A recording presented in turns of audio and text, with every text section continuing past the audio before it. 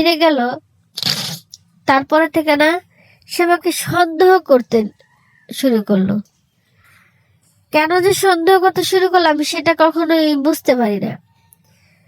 সে আমাকে রেখে 2 বছর ধরে বাহিরে রয়েছে।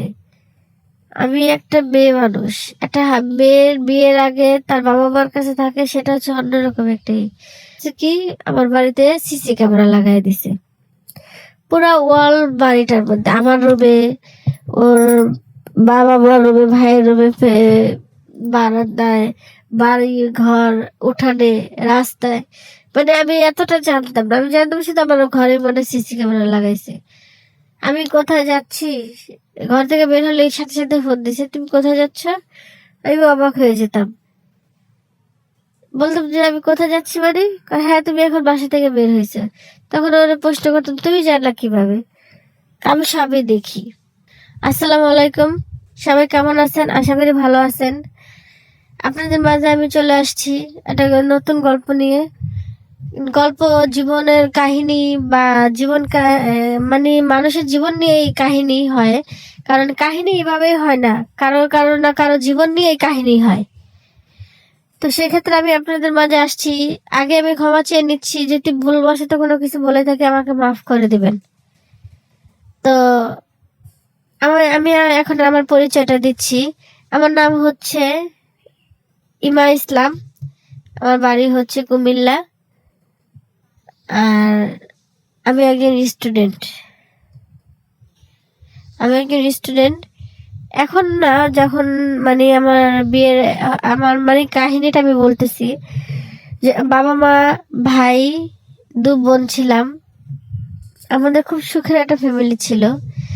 তো এসএসসি পরীক্ষা দেওয়ার পরে মা বাবা, দেশ গ্রাম তো আমাদের, গ্রাম অঞ্চলে মেয়েদের তাড়াতাড়ি বিয়ে দিয়ে দেয়। সেক্ষেত্রে আমারও বিয়ে হয়, তাড়াতাড়ি বিয়ে হয়ে যায়।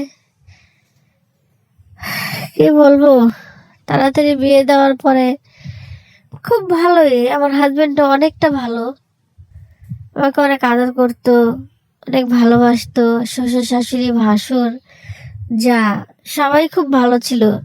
মানে এটা সুখী ফ্যামিলি ওদের। মানে কি বলবো, খুব আনন্দ নিয়ে থাকতাম আমরা। তারপরে এক পর্যায়ে দেখা যায় কি আমার হাজবেন্ড বাহিরে যেতে চাচ্ছে।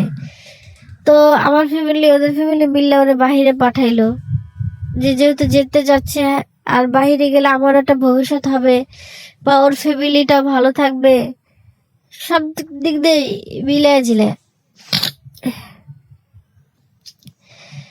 কিন্তু সে বাহিরে যাওয়ার পরে মানে বাইরে খুব ভালোভাবে গেছে, যা বলার মতো না। মানে যাওয়ার পরে কিছুদিন আমার সাথে ভালোই ছিল, ভালো মতো কথা বলতো, টাইম টু টাইম ফোন দিত, জিজ্ঞেস করতো খাইছুনি, ঘুমাইছুনি, একটা টাইম টু টাইম সবকিছু জিজ্ঞেস করতো আমাকে। কিন্তু হঠাৎ যে তার কি হলো সেটা আমি জানতে পারি না। সে আমার, সে থাকাকালীন আমার বিয়ের পরও তার বাড়িতে আমার বন্ধু বান্ধব ফ্রেন্ড সার্কেল সবাই আসতো, যাইতো, আড্ডা দিতাম, মজা করতাম, সেও দিত। কিন্তু সে বিদেশ যাওয়ার পরও ওরা আসতো, যাইতো, মজা করতো, আড্ডা দিত। আমার হাজবেন্ড না খুবই ভালো ছিল, খুবই ভালো ছিল বাংলাদেশে থাকতে। যখন বাহিরে গেল, তারপরে থেকে না সে আমাকে সন্দেহ করতে শুরু করলো। কেন যে সন্দেহ করতে শুরু করলো আমি সেটা কখনোই বুঝতে পারি না। সে আমাকে রেখে 2 বছর ধরে বাহিরে রয়েছে। আমি একটা মেয়ে মানুষ, একটা মেয়ের বিয়ের আগে তার বাবা মার কাছে থাকে, সেটা হচ্ছে অন্যরকম একটাই। আর বিয়ের পরে তার হাজবেন্ড যদি কাছে না থাকে, তাহলে মেয়েরা যত ভালো থাকুক তাদেরকে তো পাড়াপড়শি, শ্বশুর শাশুড়ি, আত্মীয় স্বজন কেউ ভালো বলে না। সবাই মানে তাকে মানে অবহেলা করে, অসহায় লাগে নিজেকে মাঝে মধ্যে, এত খারাপ লাগে। মনে হয় কি পৃথিবীর মধ্যে আমার মতো এতিম মানে আর কেউ নেই, এরকম মনে হয়। যাক, সেক্ষেত্রে আমি বাহিরে যেতাম, বন্ধু বান্ধবের সাথে আড্ডা দিতাম, বন্ধু বান্ধব ঘরে আসতো, আড্ডা দিত মাঝে মধ্যে। তো আমার হাজবেন্ড আমাকে একদিন বলে তুমি বাহিরে যাবা না। ঘর থেকে বের হবা না, কারোর সাথে মিশবা না। তখন আমি বলি, কেন হঠাৎ করে তুমি আমাকে এই কথা বলতেছো কেন? আমি না করছি না, তুমি বাহিরে যাবা না, কারোর সাথে মিশবা না, কথা বলবা না, ঘরের ভিতরে থাকবা, বাবা মা ভাই আছে ভাবি আছে তাদের সাথে সময় কাটাবা, তাদের সেবা করবা। তখন আমি বলি, দেখো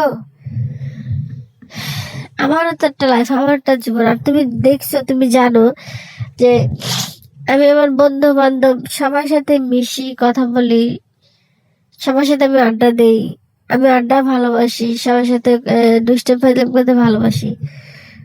তাহলে কেন তুমি আমাকে ঘরে আটকে রাখবো? মানে বললো যে না, আমার ইচ্ছা আছে তোমার আমি ঘরে আটকে রাখবো, বন্দি করে রাখবো। পর যখন আমি তার কথা শুনি না, তখন যখন আমি জোর জবরদস্তি ভাবে যেতে চাই, তখন ও করছে কি, আমার বাড়িতে সিসি ক্যামেরা লাগাই দিছে পুরা ওয়াল বাড়িটার মধ্যে, আমার রুমে, ওর বাবা মার রুমে, ভাইয়ের রুমে, বারান্দায়, বাড়ি ঘর, উঠানে, রাস্তায়। মানে আমি এতটা জানতাম না, আমি জানতাম শুধু আমার ঘরের মধ্যে সিসি ক্যামেরা লাগাইছে। আমি কোথায় যাচ্ছি, ঘর থেকে বের হলে সাথে সাথে ফোন দিছে, তুমি কোথায় যাচ্ছ? আমি অবাক হয়ে যেতাম, বলতাম যে আমি কোথায় যাচ্ছি মানে, হ্যাঁ তুমি এখন বাসা থেকে বের হয়েছে। তখন ওরা প্রশ্ন করতাম, তুমি জানলা কিভাবে? আমি সবই দেখি। একদিন, 2 দিন, 3 দিন পরে আমি বুঝতে পারলাম না, ও হয়তো কোনো কিছু করতেছে, কোনো কিছু করতেছে। সেই ক্ষেত্রে আমি যখন বুঝতে পারি, তখন বললাম, দেখো তুমি বিদেশ থেকে আমাকে কেন তো সন্দেহ করো? তোমাকে ছাড়া থাকতে আমার খুব কষ্ট হয়, তুমি বোঝো না এটা?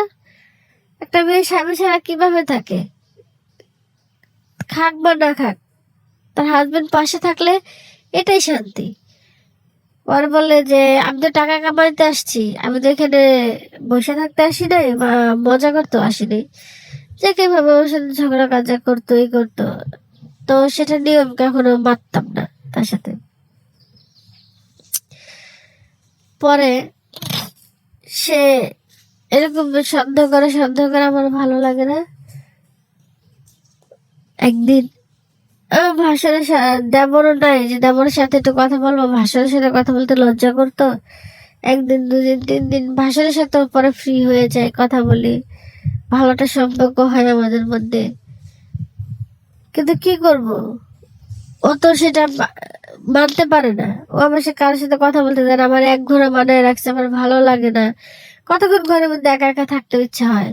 বাবা মার সাথে আমি কি কথা বলবো, ওনারা মুরব্বী মানুষ, যতটুকু পারি অতটুকু কথা তাদের সাথে তো বলি, তারপর তো আমি তাদের সাথে আর বলতে পারি না। কষ্ট লাগে, অনেক কষ্ট হয়, কিন্তু অ্যাকচুয়ালি তাদেরকে আমি খুবই ভালোবাসতাম, ওর ফ্যামিলিটাকেও, ওকেও খুব ভালোবাসতাম।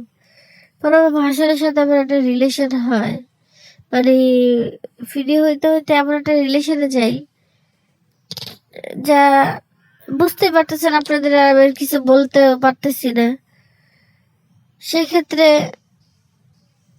এটা নিয়ে মানে অনেক গানা বাজনা হয়, অনেক কিছু হয়, কারণ এটা তো আর এই আর লুকায় রাখার জিনিস না। আমার সংসার নষ্ট হচ্ছে, আমার ভাসুরের সংসারটাও নষ্ট হয়ে যাচ্ছে, শুধুমাত্র একটা মানুষের অভাবে। সে মানুষটা যদি আমাদের কাছে থাকতো তাহলে এটা কখনোই হতো না।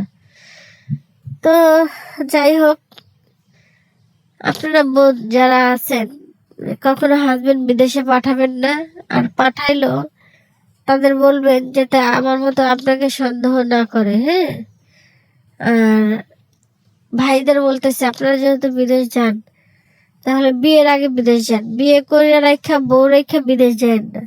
কারণ আপনি চলে গেলে সে একটা অসহায়, আপনার বাবা মার সাথে সে কি কথা বলবে? তাহলে তো সে বাবার বাড়িতেই থাকতে পারে, তাহলে আপনার বাড়িতে কেন আসছে? আপনাকে ছাড়া থাকার জন্য? আপনি, আপনারা ভাই যদি বিয়ে করেন, তাকে পূর্ণত স্বাধীনতা দিন, দেখবেন ভালো থাকবে, আপনার ওয়াইফও ভালো থাকবে, আপনিও ভালো থাকবেন। একটা কথা কি, একটা মেয়েকে যত সন্দেহ করবেন সে ততই খারাপ হওয়ার চেষ্টা করবে। যে আমি ভালো থাকি, সে আমাকে ভালো থাকতে দেয় না, আমি খারাপ হয়ে তাকে দেখাই। সেটাই। তো আমার কথাটা যদি সবাই ভালো লেগে থাকে, লাইক কমেন্ট শেয়ার করবেন, আমাদের চ্যানেলটাকে সাবস্ক্রাইব করবেন, পাশে থাকবেন আমাদের। ধন্যবাদ সবাইকে। আল্লাহ হাফেজ। আসসালামু আলাইকুম।